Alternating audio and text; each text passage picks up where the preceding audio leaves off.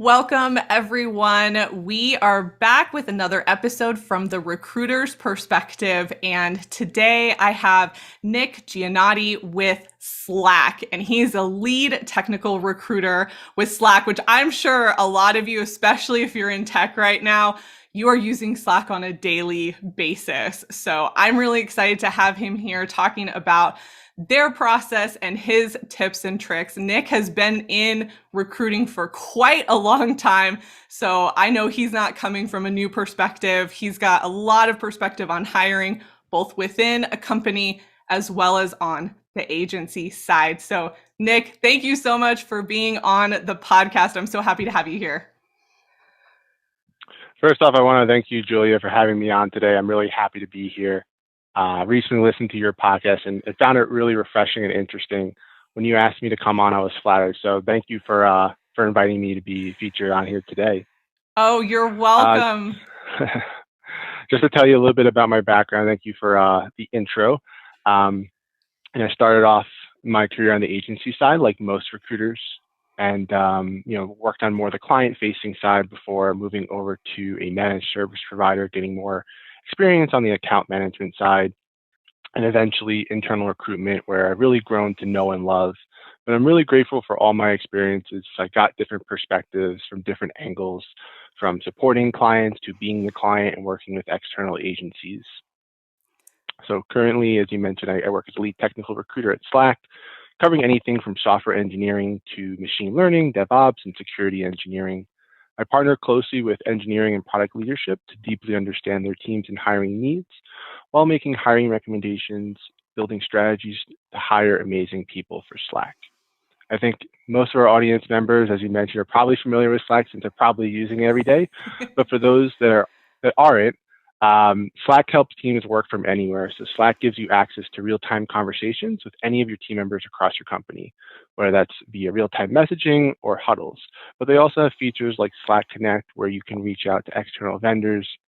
So you really can live and breathe in the app. What makes Slack unique as opposed to email is in email, every message is weighted alike. So it's hard to tell what's important and what's not. With Slack, it's very easy to grab the specific someone's attention with a notification in Slack when you need a quick response. Its power is tremendous, and it really can help streamline processes, whether that's a business proposal or a job offer. So it's a really amazing tool. Awesome. Thank you so much for that introduction, because I think especially with technical recruiting, there's a lot that is involved on the technical recruiting side and a lot of different types of positions. And you actually mentioned quite a few that some other technical recruiters I've had on the podcast haven't mentioned yet. And so I think that that's really good to see the breadth of what technical recruiting can look like, especially as we go into the future. You mentioned machine learning and all of that. That's such a new space that, people are getting into. And I think that's one side of technical recruiting that is really great. Can you go, I know you kind of sped past it really quick, but can you talk a little bit more about some of those roles that you recruit for that aren't necessarily like, that front end engineer type role or computer engineer? Can you talk a little bit more about that? Sure. So as far as what I specifically cover, it could be recruiting anything from our machine learning engineer, data scientist type roles to data engineering. That data engineering will incorporate some more things like big data platforms and working with data streaming. We also cover security engineering, from product security to SecOps. So these are, essentially the people that are keeping our company safe from, prospective hackers that may, try to get, different types of information. We definitely also do hire a lot of back-end engineers, as well as some front-end engineers. And those are typically the engineers that are building your applications, and really, really being creative and building those new features. I'm always impressed every day when I see the new Slack update. They update their app like pretty much every day, and it's always refreshing to see with what they came out with next. Amazing. Thank you so much for clarifying because I think that's helpful, especially for people listening who want to get into more of the technical side, that there's not just one path. There are a lot of different paths that you can take, and Absolutely. to make sure that you're researching those different paths as you go into it.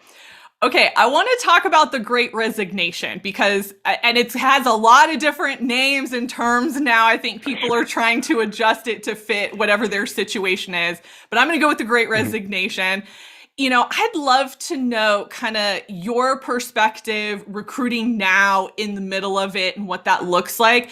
But I'd also love to know, since you've been in recruiting for a while, what makes this a little bit different than maybe some other times in the past, or what recruiting looked like before the pandemic and before all of this happened? Sure, that's a wonderful question.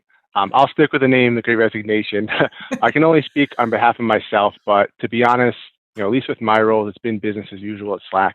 I haven't really seen any significant changes in attrition, just normal stuff. At Slack, we're very fortunate that we're given the option to work fully remote, hybrid, or on site, since we can do our work from anywhere. So I think because of that, we've been, really fortunate that we really haven't seen anything like that. Mm-hmm. Um, so I haven't really been too affected in my recruiting cycles. However, I think there are some other industries like retail and logistics that have been more affected. I do have some friends that also work for other companies, and I think the biggest recruiter's nightmare from their perspective has been the lack of a firm company stance on remote policy. For Mm. example, one of my friends is working on recruiting the perfect remote candidate from Los Angeles, and then suddenly their company's policy changed to require the candidate to be on site in New York City. In which case, of course, it didn't work for the candidate, so they lost the candidate, which can be a recruiter's nightmare. But it also doesn't create the best candidate experience. And really, at that point, for a recruiter, you're really restarting your cycle. Anyone that was remote that couldn't be in New York at that point, you have to go back to square one. So I really think at the end, the key is communication and transparency on both sides for both the candidate and company on their expectations. Yeah. This is such an important discussion that you bring up. And I think Slack is doing the right thing. You can work from home and it's okay. And we're going to Mhm. set expectations. And we know, we trust you. We Absolutely. know that you're going to do it. And I think that that speaks volumes to not having any kind of significant impact. And I know on the technical side, I think those positions have not turned over as much. That's been what I've been hearing.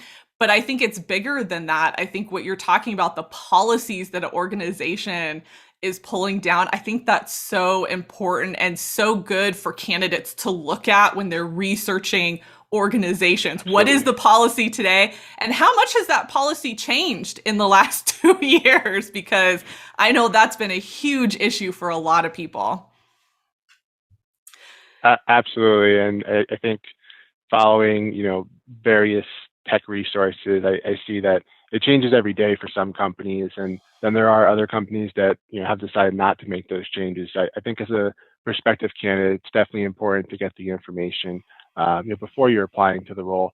And if not, you can always ask your recruiter or whoever your first contact is on what that policy looks like for the future. Yeah, yeah. Okay, you did mention the hiring cycle. So I would love to know at Slack, do you Sure. guys have any type of traditional hiring cycle that you go through? Or is it kind of a whenever things come up, that's when we hire? What does that look like for you guys? So as far as our hiring cycle, essentially to get hired at Slack, um, honestly, it does depend on the role in the business group that you're hiring for, but typically for engineering hiring, we start off with like a standard recruiting screen, really to align that the role is a mutual fit for both the candidate and obviously the role. Typically, that's followed by either a take-home coding test or a live coding challenge. Mm, And then, assuming a pass there, they'd follow up with a hiring manager screen to really get a better understanding of their project work and their career goals. And then the last round would be, your final round team interviews done through Zoom, where you have, 4 to 5 people evaluating, your skills through like technical and behavioral interviews. And then pretty much from there, they're going to make a decision on an offer. And obviously at that point, the candidate has a decision to make. I think a question I get a lot in every interview probably is how long does that take? Um, and it is of course variable per the people involved and their availability, the team's availability. But I say generally, usually takes about 3 to 4 weeks, but of course can go faster or slower. Okay. I have a specific question too, and we're going to talk Sure, about resumes and interviewing and all of that. But this is really sure. about kind of the screening side of it. So I'm seeing a lot of people doing different certifications, especially on the Hmm. technical side. I know Google's been coming out with a lot of different certifications and things like that. What how do you guys view those certifications? Because I see one side, like the marketing side of that is, oh, get this certification and you'll get a job Hmm. immediately. But the career coach in me is like, that's not really how that works. Like you can get the certification, but you still need to have a certain level of experience to really get into, Right. especially some of the higher paying tech positions. So can you explain, like from your perspective, what are you guys looking for? How much of that is true? Yeah, that's a great question. It reminds me of an advertisement I see when I'm driving for this IT university, talking about like what you can get as a full-time salary, as like an operations engineer right out of college. Um, so I always kind of question that when I see that because I'm like, well, this person may not have an experience, may not have done an internship, so it's kind of difficult to kind of put that out there. But as far as certifications go, I think they're like anything where further education in anything is always a positive. It doesn't, of course, guarantee you a job, but it's definitely becoming more common in the industry. Like you mentioned, Google does offer some certifications. You also can get things like an AWS certification. And a lot of the times, this can help, pad or add to a resume, especially for those that may not have experience. It could potentially help them get an entry level job. It just, of course, doesn't, obviously guarantee it. My typical recommendation for like the entry level candidates would be, in addition to doing certifications like that, if you're, pursuing a bachelor's or associate's degree, to try to get an internship, to, get a better understanding of what you want to do. Don't just do one. I typically would say do two because you might love one of them and you might hate the other. So this way, it kind of gives you a better understanding of what you really want. Yeah. Okay, great. Thank you so much for sharing that because I know No that problem. that's a question that a lot of people have and I want to make sure that the right information is out there from the Sure. recruiting side and not just from the people who are trying to sell you the program. So, I Yeah. appreciate Yeah, that for sure. perspective. Okay, let's talk about resumes because I feel like that is one of the top Sure. questions that I know I get as a career coach. I'm sure you get as well as a recruiter. What are like your top resume tips for candidates and things that you want to see and maybe things you don't want to see on the resume? Love this question. My first tip is do not be afraid to ask for help. Sometimes people want to do this all on their own, and I commend them, but there's absolutely no shame in asking a friend, a family member, or even a paid professional to review your resume. For me personally, my go to person has always been my brother because I know he'll be 100% honest with me and he won't sugarcoat anything. But when you ask people to review your resume, they may all say something different. So you should take that input into consideration and really make a decision on whether you want to add that input to your resume or leave it as is. My second tip would be to quantify your experience and really add value. Think, why would someone want to hire me? Am I someone that can save a company time and money? So I'll give you an example. Stay with me here on the math, but if I completed a 6 month project in just 3 months and I make $100 per hour and work 40 hours a week, I just saved the company almost $50,000 because I saved the company 3 months of time. So I don't know about you, but who wouldn't want to save time and money? My Yes. last resume tip is people often forget that a resume is a living document. It should be updated constantly and can almost always be improved. I would aim to update your resume, once a quarter, even if it's just minor tweaks. You never know if your situation will change. Mhm. You always want to be ready for when you find the perfect opportunity or the perfect opportunity finds you. Yes. Okay, Nick, I love all of these suggestions. This is so great. One of the things that I tell people all the time is have that master resume. Have like a Google Doc that you can easily access that has every position, that has every win quantified, all of that in there. It makes the tailoring process so much easier Absolutely. because you likely have written something already for something else that you've applied for that you can just copy and paste into a new document for wherever you're applying to. So I love that tip. Also, I don't think that you need to pay for resume services. I don't do resume writing unless you're already a client that I do other work, other career work with. And the reason is because honestly, it's you need like a couple people to look over it, primarily for grammatical errors. But most of this content, like what we're talking about, a lot of it is out there already in terms of how to write your content. I know I have a freebie on how to write content because I'm So like, much free information. Yeah. yeah, there's so much free information out there. I mean, if you want to hire somebody to write it, that's fine. But I will tell you, as somebody who used to work in higher education, I can tell when somebody has had their resume professionally written versus somebody who has done it themselves because there's a look and there's a sound that professional resume writers have that all kind of sounds the same. And it's not to knock it. I know some people need that. They don't have the Hmm. time, whatever. That's fine. But make sure whoever you're working with is really working with you as an individual and tailoring to you, Absolutely. and it's not just generic because we can tell if it's generic. I don't know I if you couldn't agree. can, but I know I can. I couldn't agree more because, if someone else is writing your resume and they're not working with you, they could be putting skills on there that you may not be as strong on. So when it comes down to the interview, if you're not able to speak with that, it's not going to necessarily be a positive thing. So I Yeah. definitely think if you are working with somebody, make sure that you're able to really give them some highlights of what your experience is, so this way that they can make it as good as possible. But at the end of the day, your input definitely needs to be there. Yes, yes. Okay, you mentioned interviews. Let's talk about interviews. What are some of Sure. your tips on the interview side? Especially now, pretty much everything is done online, which looks a little bit different than when we used to do interviews in person. So, Very true. what are you looking for? What are some of your tips there? Sure. So in general, I'm looking to understand, if the candidate is a good fit for the job and interested in the role. Does the role align to their career goals? Another important signal, especially for like experienced candidates, is progressive experience and acquisition of new skills. We look for people who are capable of acquiring new skills since technology is always evolving. It's important that, we keep up with these changes and adapt. For the less experienced candidates, since they don't necessarily have as much experience to go off of, they really need to demonstrate strong potential. So that's high motivation, ability to solve technical problems, and acquire those new skills.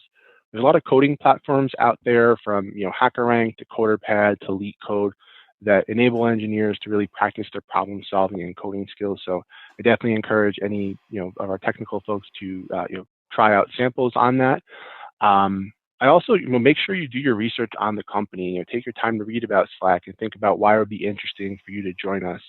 It would also be a good idea to meditate on any of your recent experience or project work, as we're going to ask, a number of questions on, the systems, teams, and projects you've been a part of. So, practicing, coding skills and problem solving is always good when you're preparing for technical interviews. Every interview, though, is not necessarily going to be a technical interview, as you'll also have behavioral interviews. So, when you're doing behavioral interviews, I'd incorporate the STAR method in your answer. I actually was previously certified in this interview type. And I noticed that in behavioral interviews, the question always sounds like really easy. And a lot of people, because of that, will rush straight into their answers and come in unprepared. So I would think about some examples that you'd like to share a few nights before and really practice it, whether that's with a family or member or friend. And the practice doesn't make it perfect, but it sure makes it better. And at the end of the day, it's perfectly acceptable to tell your interviewer, hey, I just need a couple seconds to collect my thoughts, and just write down a basic structure of the STAR method before you deliver it. Just don't take the entire interview to do so, of course. um, if you don't have a family member or friend, record yourself on a video. Everybody has probably a smartphone nowadays or a computer, so you can practice in the mirror or record yourself. It's really important for you to do this for your own confidence, so that when you're delivering your answers, that it comes off very strongly. Yes. Oh my gosh. I love all of those tips. Just practicing alone. I feel like, especially Absolutely. with video, you have to kind of understand, like, how are you framed up? What's behind you? What does it look like? How's the lighting? I think if you look at both of us right now, you have a lighting source on the side, but it's not washing you out. I've got different lights set up.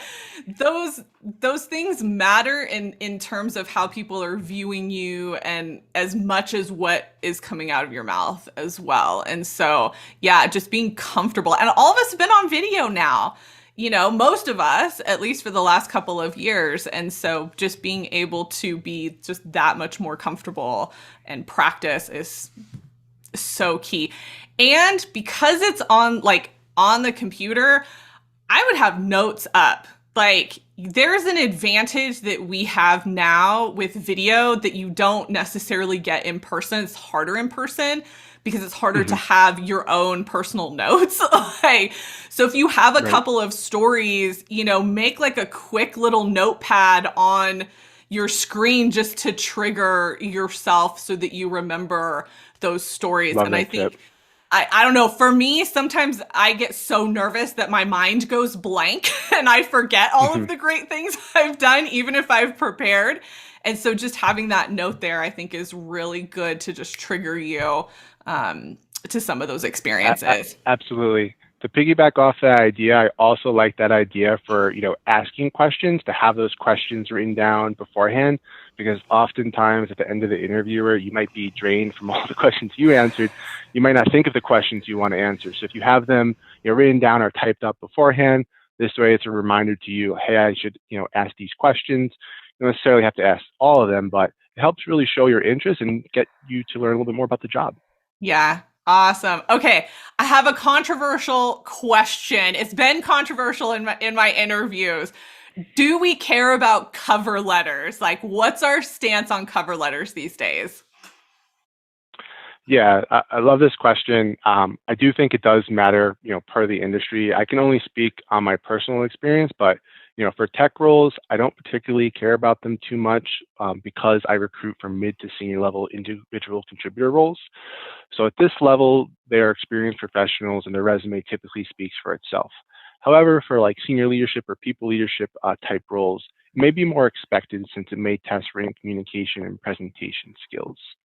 However, there was a time that I actually worked on some legal positions at a startup, and it was much more relevant then since the legal positions would be communicating and presenting with executive stakeholders. So Mm, finding several typos in a cover letter, for example, could indicate, a lack of preparation or professionalism. So I think it's really important always to proofread, and of course tailor your cover letter to your audience. Whether that's the hiring manager, a recruiter, or an executive level official, you probably want to change your language a little bit to cater to the audience. Lastly, I think at the internship level, cover letters can actually be relevant because there's so many applicants that typically get put in for these types of roles since the qualifications are relatively low. And because of the sheer amount of competition, it could be helpful to split hairs between applicants. So I think mhm. those are typically the most times I've seen cover letters be relevant.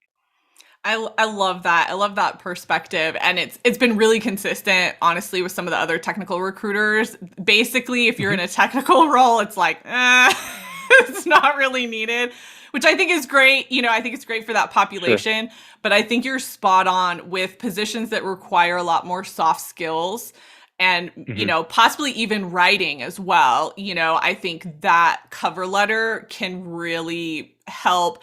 I've also heard to people who are transitioning careers, sometimes that cover letter can help talk about why you're making that transition. And I love for the internships, I Okay. actually had Yeah. not really thought about that. I know I used to work with interns back in the day, and it was really hit or miss with cover letters. And if they required it, I always told them to do it, but they hated it. And I was like, look, this is your chance to show your passion for the company because Absolutely. you don't have the experience.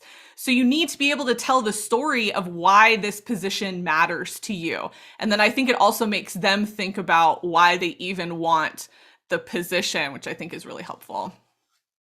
I totally agree with that, and I definitely think for the job transitioners or career changers, that gives them a floor really to you know present their case of why their experience is translatable. So totally agree on that. Um, and I think one other thing maybe on the resume and cover letter combination, some technical candidates may share like their GitHub or LinkedIn profile or projects they've worked on. So Mhm. those I think can be a boost in terms of like sharing your experience. Great. I love that. Okay, I'd love to get your perspective on, and there might not be a difference, but I know you were on the agency side for a while at a Hmm. certain point in your career. Do you feel like the hiring process is it different between an agency and corporate? Because I feel like sometimes people go to an agency and don't really understand what that means. And I'd love Hmm. to know kind of what are your thoughts there? Have you seen a difference, or is there any advice that you can give to candidates who maybe are going to an agency of like what they need to think about when they go there? Yeah, I love this question. So I think in general, if I think about like the holistic interview process, more often than not, if you're going directly to corporate or internal, the process will probably be a little bit shorter because you're not necessarily having that agency as the extra layer. However, it doesn't mean that you shouldn't use agencies. Agencies can really sometimes help facilitate that first conversation. If you're working with an agency that has great relationships with a hiring manager, they may get you an opportunity that you may not have been able to get on your own. So I think being selective with who you work with, you should be essentially interviewing anyone that you're going to be working with just as they're interviewing you.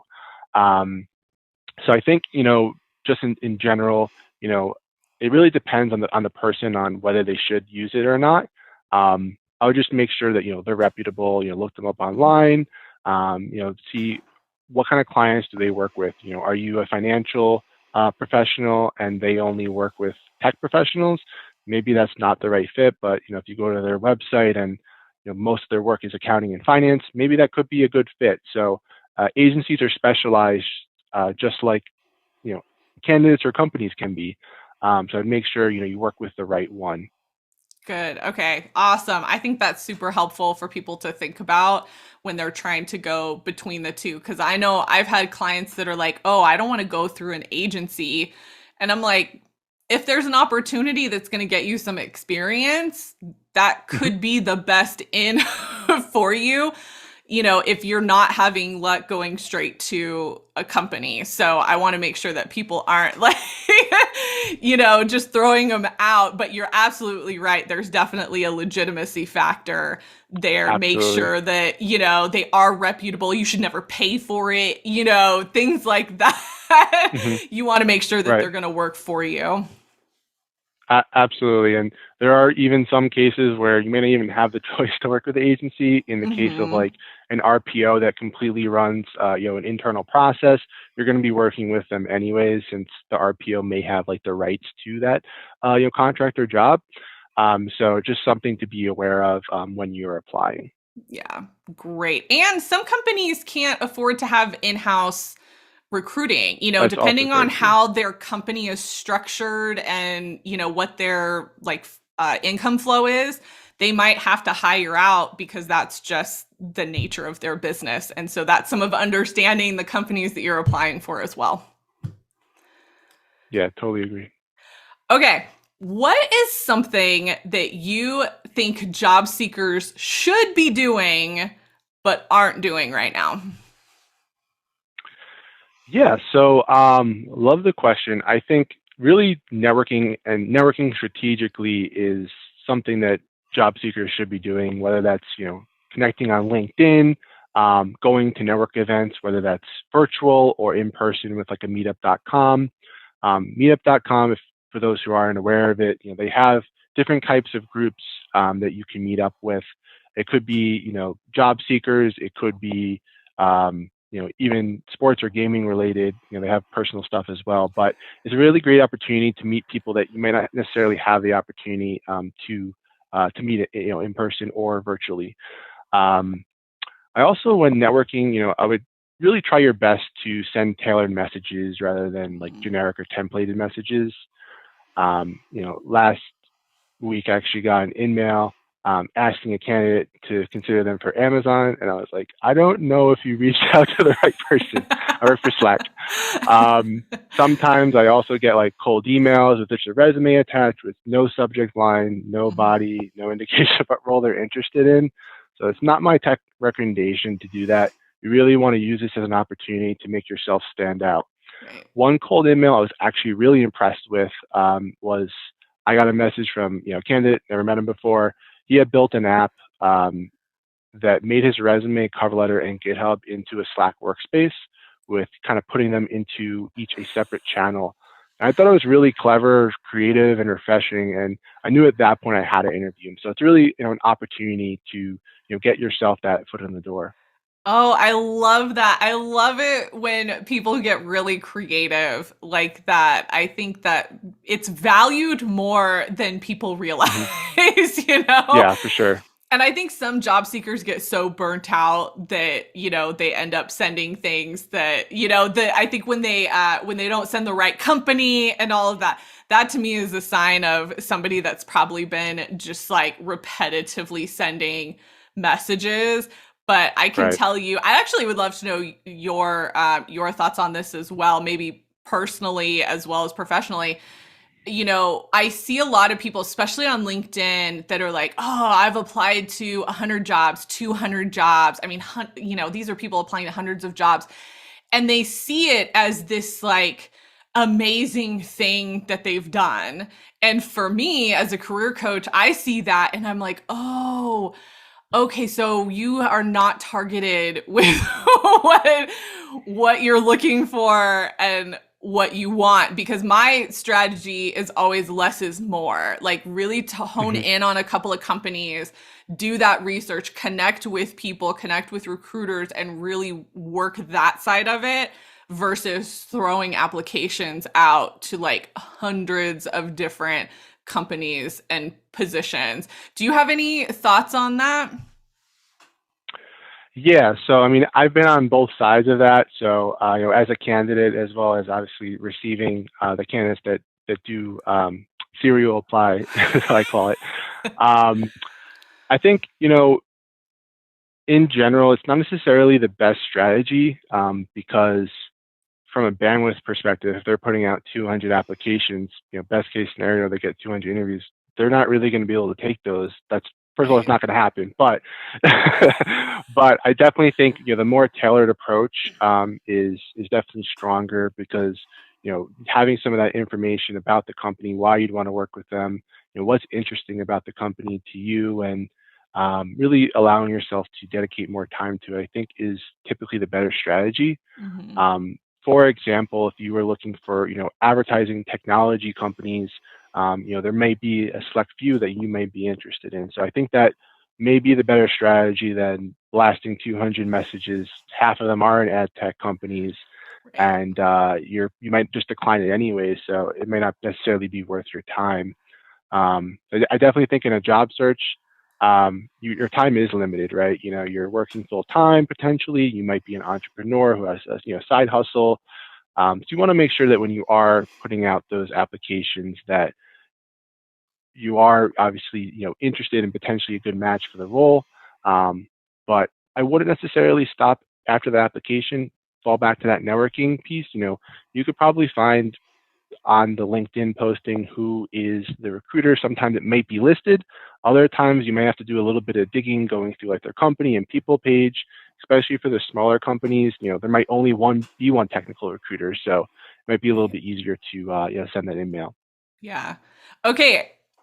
I totally skipped over our ATS question, which I think goes in Sure. line with this as well. What type of system are you using? Do you guys use ATS, and how do you utilize that? Because I think from the candidate side, there's a lot of like, oh, I just apply into this system and nothing happens, Hmm. and I don't like doing that. And there's a lot of hate on the ATS systems, but I know for you Sure. guys, it's a big tool that most companies are using. So, do you have any like Hmm. thoughts of how you guys are using it, if you even are? Yeah, so I've used anything from Greenhouse to Workday, our ATS, as well as like our outbound Boolean searches when we're looking for candidates, as well as LinkedIn recruiter searches. Essentially, looking for relevant keywords and skills that match the job description. So, I mean, I think of an ATS as a tool to help really find the right candidate to be able to filter through all the applications. For some software engineering jobs, for example, they might require experience that may say like public cloud experience. So you might see that on his resume as Amazon Web Services or AWS for short. It might be listed as Google Cloud Platform, or GCP. So I think making sure that you have those types of keywords in your resume, Mm. assuming you have the experience, could be relevant for you getting the interview. Sometimes I've gotten applications or seen someone's LinkedIn profile that just has like a title and the company they're working for, and it's kind of tough to evaluate if they're a good fit if they're not providing like their data and metrics and experience, Mm. um, the systems they've been working with. So definitely on the technical front, and really any position, it's always good to have that up to date, because I can tell you for a fact that going through the Slack interview process, not only am I going to be looking for your LinkedIn profile, but so are the hiring managers and Mm. other team members. So it's always good to have that filled out. Yes. Oh my gosh. I'm pretty sure every recruiter I've interviewed has said the same thing. I feel like that needs to be like the blinking sign for this podcast season. Fill out your LinkedIn profile, put your metrics, put your projects, put the software that you use, like put all Right. of that in your profile. Oh, that, and it seems so simple, but I mean, when I get requests, connection requests, I always go to the profile, and the amount of people that do not completely fill out a profile still boggles my mind, because I'm like, I don't know how to help you. I can make an assumption, but I don't know what you do if you don't fill out at least some of the information. So I thank you for sharing that. I really appreciate that. Yeah, no problem. Totally agree. I think the skills section is more important than people think of, because like sometimes people might get like they might have like Microsoft Office or something like that on their resume, but like maybe something that may be more relevant to their skills, like for a database engineer, maybe MySQL could be relevant, Right. but having those skills will help recruiters find you. So, you're doing yourself a favor by filling that out. Yes. Oh my gosh. Okay. I hope everybody's hearing that, because I know this has been a theme. Help the recruiter help you. Like, I feel Exactly. like it's to the job seeker's detriment at this point if they're not taking advantage of what is out there. And LinkedIn is free. It is a free tool that people are using to try to find you. So it's like utilize the whole thing and make it work for you. So, love that. Absolutely. All right. Any last thoughts or tips for job seekers out there? Absolutely. So, um, from a source perspective, I would stay diversified in your sources when you're looking for jobs. Um, I wouldn't only apply to jobs on just LinkedIn or just Dice.com, because then you're limiting yourself to other sites from like Indeed to Built-in, USAJobs.gov. As mentioned earlier, don't forget to network. Um, Over 40% of hires are referrals. So referrals can be a great way to get your resume in front of the right person.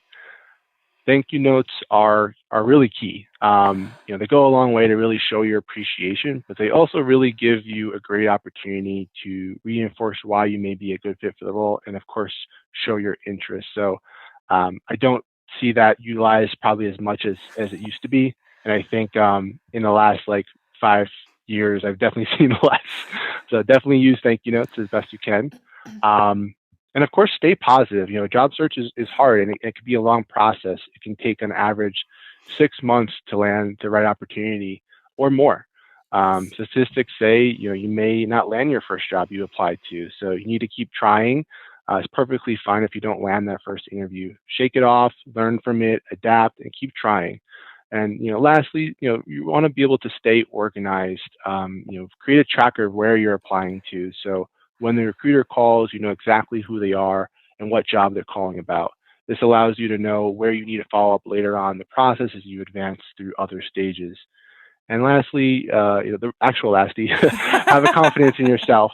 And if you believe in yourself, anything's possible. So definitely, make sure you practice and you'll get there. Yes. Oh my gosh, Nick. So inspirational and encouraging for job seekers out there. I love the note, the thank you note, the thank you email. I know I tell clients that all the time, like send a thank you note, and the pushback that I get from it is insane. I don't know. I don't feel comfortable. I don't want to do that. Is that too pushy? And I'm like, it's not going to hurt you. Like if it's a well thought out email, like it's not going to hurt you at all unless they explicitly say not to do any type of Right. follow up. If it says that, then don't do that. But if it doesn't, like definitely do that, especially if you loved the interview process and you got good information from it as well and you're even more excited, then definitely email with a thank you note or message on LinkedIn. I love that you said that because it really is a lost art and I think people do appreciate it. So that's great. My pleasure. Nick, thank you so much. This was such a wealth of information, and I know that my listeners are really going to find value in everything that you've shared today, especially the encouragement. I think that goes a long way, especially right now as people are in the middle of it and applying and all of that. Where can people connect with you best to either learn more about Slack or just learn more about you and the positions that you have open? Yeah, so I mean, LinkedIn would probably be the best place. I also post, my job postings I'm managing as well on my Twitter page. Okay, awesome. And I will put links to all of that in the blog post for this episode so that you can connect with Nick. And here's another tip on the LinkedIn side. If you connect with Nick or if you message him, let him know that you learned about him from my podcast, because not only do I tend to end up hearing about that, but it also is a different connection point and it adds kind of that personal side where he now knows that you have done a little bit of research already and you know who he is. So I hope that's okay to say. I think that helps in the Yeah, LinkedIn that sounds good. process to set you apart a little bit. So Nick, again, thank you so much. I really appreciate you giving your time today. Thank you again as well. I really appreciate you, going with this podcast series, really show the perspective of a recruiter because, as you know, sometimes recruiters don't necessarily get the best rep. And I think just being able to understand both sides is always a good thing. Yes, I definitely want to show that there are people on the other side of receiving the applications and humanize this process a little bit more because you're right. I think they are getting a little bit of a bad rap right now. And so I hope that this helps clear up some things for people that maybe they didn't understand about the process. So, yeah, thank you again.